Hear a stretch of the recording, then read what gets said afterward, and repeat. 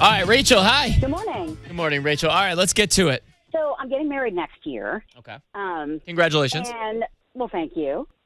So my fiance and I are currently having this big argument, as couples tend to do. But this time I think it's kind of ridiculous in that it's time to decide what we want to do for our invitations. And he wants to send out E-Vites. Oh, Brilliant. instead of like regular invitations, like the traditional? Yeah, okay, so he thinks that they're better because they're E-Vites and people can add them right to their calendar, and that even when you spend a lot of time on stuff, like your invitations or whatever, people don't keep them anyway. Yeah, brilliant. I love this idea. I think it's the trashiest thing ever. Oh. Okay. Maybe I don't love this idea. We're having an argument because it's like, I would E-Vite you to my Christmas party. Fair. I'm not going to E-Vite you to my wedding. This isn't even a money saver for him. He thinks this is more convenient for people. He thinks it's just easier because people can just add it right to their calendar. Whereas I'm like, this is a formal event. I'm spending a lot of money on a dress and you're going to wear a very expensive suit. I think that when you plan a wedding, you have an entire theme and an idea of what you want the day to look like. When you send the invitation to people, it's like the first representation of the experience they're going to have when they join you on one of the most important days of your life. I actually agree with you, Rachel. So, like, money is not the problem in your situation. Your thing is not about value.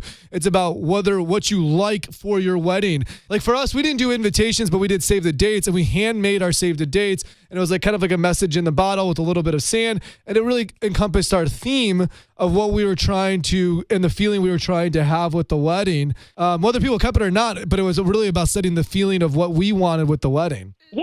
So I have a friend that got married, and he didn't send out invitations, but there's like an app that they use that they connect everybody with. But when you open the app, it had this really cool video of them. It had emotions. Is that something you'd be open to? Yeah, it might as well be like a birthday card from my mom, an e-birthday card. Really? That's funny. Is there a middle ground? Do you need to find a middle ground? Is this something you should win or he should win based off feeling? How do you decide that? I think that's the most important question. I can't wait for this conversation because I feel like this is going to be my life in like 2 years or so, going back and forth. So, Rachel, we're going to throw it out and see what people say, okay? Let's find out what you think. Natalia in Arlington, good morning.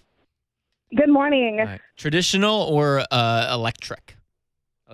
Okay, I feel like electronic is going to be a really great idea in the sense of, like, nowadays it's really the easiest, and he's right, they could just send it automatically to their planner.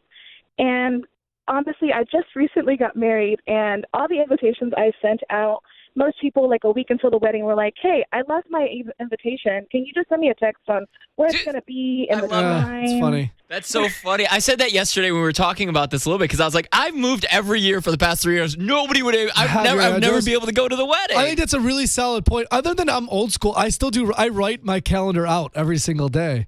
I'm like, I would lose that. A planner. I would literally use as a planner, so I'm a writer. But I do think that people do move and don't use like the snail mail as much. And so, Scotty just told me he hasn't checked his mail since he moved. I did. And it was over a month ago. I might be invited to a wedding right now, and I have no idea. Alex is in the colony. You're a wedding planner. Perfect. Yes. Okay. So hold on. Before you say it, take the commission out of it. Okay. All right. But yeah, Rachel felt like she thought it looked like it was trashy to do the invitations. Is that true as a planner? No, the E-Vite. The E-Vite. Sorry. Yeah. Sorry.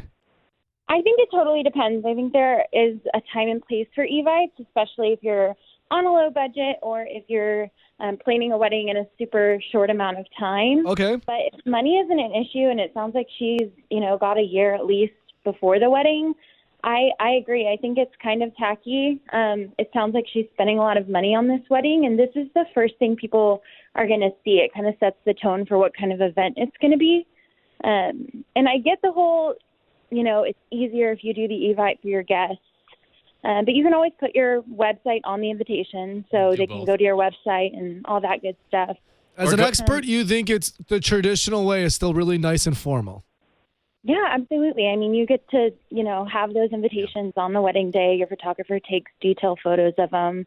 I think it's nice. I think it's a good touch. I do think it sets the tone. Now, it really depends on how you want to set the tone. Scotty brought up a couple of good points of some of those E-Vites can still set a very formal and very beautiful tone. Yeah. Alex, hold on right there. I want to talk to you off the air for a second. But I want to talk to Victoria Victoria's in Fort Worth. You're also a wedding planner.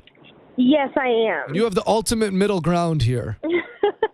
Well, I would hope so. But we actually have done this before. We had a bride and groom in the same situation. They were very split down the middle in the sense of demographic.